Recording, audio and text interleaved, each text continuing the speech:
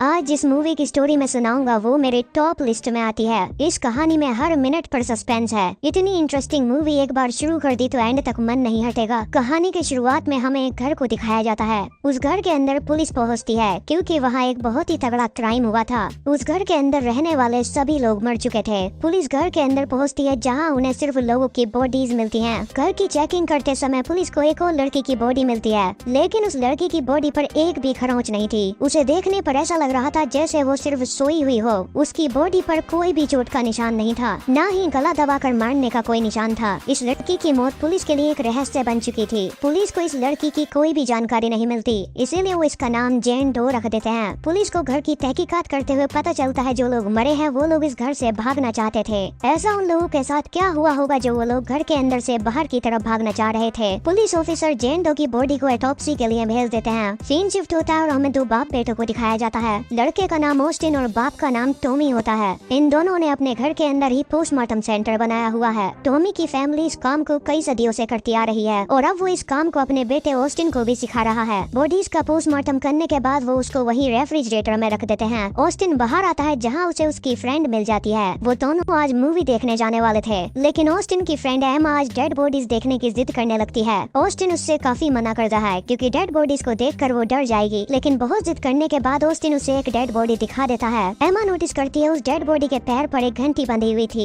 वो टॉमी से पूछती है इस घंटी को बांधने का क्या मतलब है। टॉमी उसे बताता है ऐसा लोग पुराने टाइम में किया करते थे। पुराने टाइम में जब कोई इंसान मर जाता था तो उसके पैर पर घंटी बांधी जाती थी, क्योंकि पुराने टाइम में मेडिकल इतना आगे नहीं गया था कि वो एक मरे हुए इंसान और एक कोमा में गए हुए इंसान में फर्क जान सकें। तो इसीलिए पुराने टाइम में मरे हुए इंसान के पैर पर एक घंटी बांधी जाती थी। अगर वो कोमा में होगा और थोड़ा बहुत भी हिलेगा तो उसकी पैर की घंटी बजने लगेगी। टॉमी भी आज के टाइम की चीजों में भरोसा नहीं करता, वो आज भी पुराने जमाने के हिसाब से चलता है, इसीलिए उसने उस बॉडी के पैर में घंटी बांधी हुई थी। बातें खत्म होने के बाद ऑस्टिन और एमा मूवी देखने जाने लगते हैं, लेकिन तभी पुलिस वहाँ जेन डो की बॉडी लेकर पहुँचती है। पुलिस के हड़बड़ाए चेहरे को देखकर ऑस्टिन को लगता है कि मामला सीरियस है, इसीलिए वो एमा से बोलता है कि शायद उसे उसके डैड की मदद करानी चाहिए, वो मूवी बाद में देखने जाएंगे। ऑस्टिन एमा से बोलता है वो इस काम को जल्द ही छोड़ देगा। वो अपने डैड की तरह इन कामों को नहीं करना चाहता, उसे लोगों की बॉडी की ऑटोप्सी करना बिल्कुल पसंद नहीं है। अब ऑस्टिन एमा को वहाँ से भेजकर नीचे अपने डैड के पास चला जाता है। वो दोनों जेन डो का पोस्टमार्टम करने लगते हैं। पोस्टमार्टम करते हुए उन्हें जेन डो की बॉडी पर एक भी निशान, एक भी छूने तक का निशान भी नहीं मिलता। वो दोनों भी चौंक गए थे क्योंकि ना तो जेन डो जहर खाने से मरी थी और उसकी बॉडी पर एक भी खरोच का निशान नहीं था। लेकिन जब टॉम उसकी कलाई चेक करता है तो उसकी कलाई की हड्डियाँ टूटी हुई थी। उसकी दोनों कलाई की हड्डियाँ टूटी हुई थी। फिर वो उसके पैर के टखनों की हड्डी चेक करता है और पैर के टखनों की भी हड्डियाँ टूटी हुई थी। लेकिन कमाल की बात, उसकी हड्डी टूटा होने के बाद भी ना तो उसके कोई निशान था और ना ही पैर और हाथ सूजे हुए थे। अगर किसी इंसान की हड्डी टूटती है तो उसकी वो जगह सूज जाती है,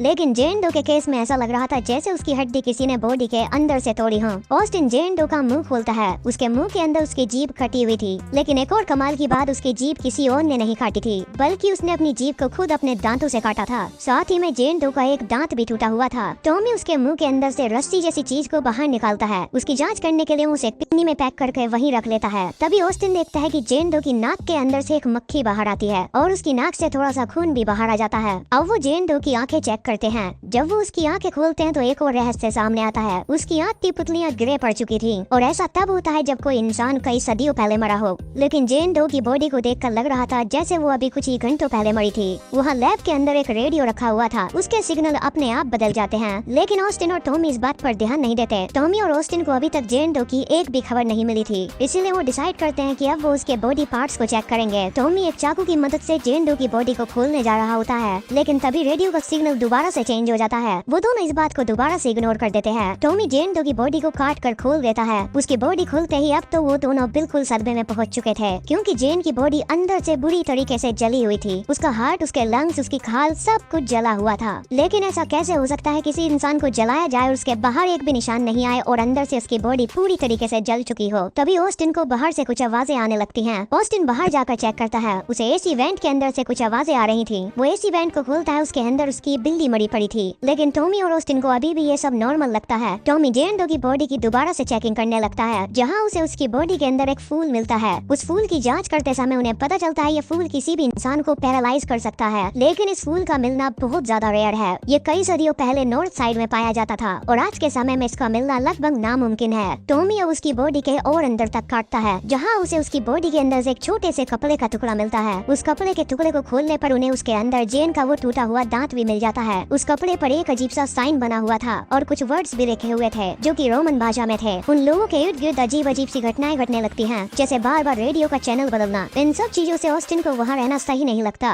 वो अपने डैड से बोलता है कि वो लोग उसकी बॉडी की ऑटोप्सी कल सुबह करेंगे, लेकिन तभी टॉमी को जेन की स्किन पर अंदर से कुछ लिखा हुआ मिलता है। वो उसकी खाल को चीरता है तो उसे वही सिंबल बने हुए मिलते हैं जो उस कपड़े पर बने हुए थे। अब तो टॉमी भी समझ चुका था ये केस गड़बड़ है। किसी की बॉडी के अंदर कोई इंसान कैसे लिख सकता है। इससे पहले कि वो जेन डो की और जानकारी कर पाते तभी वहाँ की लाइट फूट जाती है। ऑस्टिन टॉर्च निकालता है और देखता है वहाँ रखी रेफ्रिजरेटर के अंदर सारी बॉडीज गायब हो चुकी थी। टॉमी अपने बेटे को वहाँ से जल्दी ही बाहर निकलने के लिए बोलता है, इसीलिए वो दोनों बाहर की ओर जाने लगते हैं। लेकिन जब वो लिफ्ट को चालू करते हैं तो लिफ्ट बंद हो चुकी थी, क्योंकि उनकी लैब अंडरग्राउंड थी और उनका घर ऊपर की साइड था। वो लोग सीढ़ियों का इस्तेमाल करके ऊपर का दरवाजे को खोलने की कोशिश करते हैं, लेकिन ऊपर का दरवाजा भी पेड़ टूटकर गिरने की वजह से जाम हो चुका था। वो दोनों भागकर अपने ऑफिस में जाते हैं और वहाँ का गेट लॉक कर लेते हैं। टॉमी पुलिस को कॉल करता है, लेकिन पुलिस को भी कॉल नहीं लगती। अचानक से उन्हें बाहर से कुछ आवाज सुनाई देती है। ये आवाज घंटी के बजने की थी, लेकिन घंटी तो सिर्फ बॉडी इसके पैर में बंधी हुई थी। तभी टॉमी को कोई पकड़कर अपने साथ खींच कर ले जाता है। ऑस्टिन उसका पीछा करता है और उसे बचाता है। ऑस्टिन अपने डैड से बोलता है ये सब जेन डो की बॉडी की वजह से हो रहा है, क्योंकि वो लोग जब भी उसकी बॉडी का पोस्टमार्टम करने जा रहे थे तो जेन डो उन्हें रोकने की कोशिश कर रही थी, कभी रेडियो का चैनल बदल के तो कभी लाइट्स को बुझाकर। और ऑस्टिन को लगता है जेन डो की बॉडी के ऊपर कई सदियों पहले कोई रिचुअल किया गया था, क्योंकि उसकी बॉडी पर जो भी सिंबल बने हुए हैं वो पहले के टाइम की चुड़ैलें बनाया करती थी। अब वो दोनों वापस उसी रूम में जाते हैं, लेकिन तभी उस रूम का गेट अपने आप लॉक हो जाता है। ऑस्टिन उस गेट को खोलने के लिए कुल्हाड़ी से तोड़ने लगता है, लेकिन तभी वो नोटिस करता है बाहर एक बॉडी खड़ी हुई थी। ये वही बॉडी है जिसका आज सुबह इन लोगों ने पोस्टमार्टम किया था। टॉमी डिसाइड करता है इस सब को खत्म करने के लिए उन्हें जेन डो की बॉडी को जलाना होगा। वो जाकर जेन डो की बॉडी को जला देते हैं, लेकिन कमाल की बात उसकी बॉडी के ऊपर आग लगते ही वो सारी आग को सोख लेती है। उसकी बॉडी पर जलने का एक निशान तक नहीं आता। ऑस्टिन और टॉमी वहाँ से बाहर निकलते हैं, लेकिन तभी उन्हें सामने से एक परछाई आती दिखती है। टॉमी डर की वजह से ऑस्टिन के हाथ से कुल्हाड़ी छीनकर उस परछाई के ऊपर फेंक देता है, लेकिन जब वो दोनों उसके पास जाकर देखते हैं तो वो ऑस्टिन की फ्रेंड एमा थी। उन्होंने गलती से एमा को ही मार दिया था, यानी कि बाहर से कोई भी अंदर आ सकता था लेकिन अंदर से कोई बाहर नहीं जा सकता था। टॉमी ऑस्टिन को बताता है इस सब को खत्म करने का एक ही तरीका है, हमें जेन डो के बारे में और जानकारी इकट्ठी करनी होगी। इसीलिए वो दोनों पोस्टमार्टम रूम में दोबारा आते हैं। वहाँ वो जेन डो की बॉडी को दोबारा से चेक करते हैं। इस बार वो उसके दिमाग को खोल कर चेक करते हैं, लेकिन यहाँ एक और रहस्यमय चीज होती है। जेन डो के ब्रेन सेल्स अभी भी जिंदा थे, जिसका मतलब जेन का दिमाग अभी भी जिंदा है। अब टॉमी उस कपड़े को चेक करता है जो उसे जेन की बॉडी के अंदर से मिला था। उस कपड़े को ध्यान से चेक करने पर उन्हें लेविटिकस 20 लिखा हुआ मिलता है। दरअसल में लेविटिकस 20 एक बाइबल का चैप्टर है। वो जब बाइबल के उस चैप्टर को पढ़ते हैं तो उन्हें पता चलता है 16th सेंचुरी में कुछ मासूम लड़कियों को विच समझकर मार दिया जाता था। पुराने टाइम में चुड़ैलों की बहुत प्रथा चलती थी, इसीलिए इस चक्कर में कुछ मासूम लड़की भी मारी जाती थी। जो लोग उन लड़कियों को मारते थे वो पहले उनके ऊपर अजीब तरीके के रीति रिवाज करते थे। टॉमी बताता है जेन डो के साथ भी 16th सेंचुरी में कुछ ऐसा ही हुआ होगा। वो भी एक मासूम लड़की होगी, लेकिन उसके ऊपर भी रीति रिवाज करके उसे मार दिया गया होगा। लेकिन जेन डो फिर भी नहीं मरी, बल्कि उल्टा वो एक खुद विच बन चुकी है। जब उन लोगों ने उसकी बॉडी को चीरा, उसके दिल को बाहर निकाला, उसके सर को खोला, जेन डो जिंदा थी और उसे दर्द हो रहा था। इसीलिए अब वो यही दर्द ऑस्टिन और टॉमी को देना चाहती है। तभी उन्हें बाहर से आवाजें आती हैं। आज तक उन्होंने जितनी भी डेड बॉडीज का पोस्टमार्टम किया था सभी बाहर से अंदर की ओर आने लगती हैं। टॉमी जेन की आंखों में देखकर बोलता है तुम्हें जो भी करना है तुम मेरे साथ कर लो और मेरे बेटे को यहाँ से जाने दो। ऐसा बोलते ही टॉमी के हाथ की कलाइयाँ टूट जाती हैं, जिस तरीके से जेन डो की टूटी हुई थी, और तभी पैर के टखनों की हड्डियाँ भी टूट जाती हैं। टॉमी के शरीर के अंदर आग लग जाती है, उसकी बॉडी अंदर से चल रही थी। इस दौरान जेन डो की बॉडी भी अपने आप हील हो रही थी, वो वापस ठीक हो रही थी। अब तो उसकी आंखें भी काली हो चुकी थी, वहीं टॉमी की आंखें ब्राउन पड़ चुकी थी। उसकी बॉडी की हालत ऐसी हो चुकी थी जैसे जेन डो की थी। टॉमी से दर्द बर्दाश्त नहीं होता, इसीलिए वो अपने बेटे से उसको मारने के लिए बोलता है। ऑस्टिन ना चाहते हुए भी अपने डैड को मार डालता है। ऑस्टिन को बाहर से कुछ आवाजें आती हैं, वो भागकर बाहर की ओर जाता है, चिल्लाकर मदद मांगने लगता है, लेकिन उसकी आवाज बाहर तक नहीं जाती। ऑस्टिन को पीछे से भी आवाज आती है, वो पीछे मुड़कर देखता है। पीछे उसका डैड टॉमी खड़ा हुआ था। उसे देखकर वो बहुत ज्यादा डर जाता है। ऑस्टिन का पैर फिसलता है और वो नीचे गिरता है। ऑस्टिन का सर जमीन पर लगता है और वो भी मर जाता है। सुबह होने पर पुलिस अपनी टीम के साथ वहाँ पहुँचता है। वो जब अंदर जाते हैं तो वहाँ सिर्फ उन्हें बॉडीज मिलती हैं, और ऐसा ही पिछले घर में भी हुआ था, जहाँ से लोग घर के अंदर से बाहर भागने की कोशिश कर रहे थे।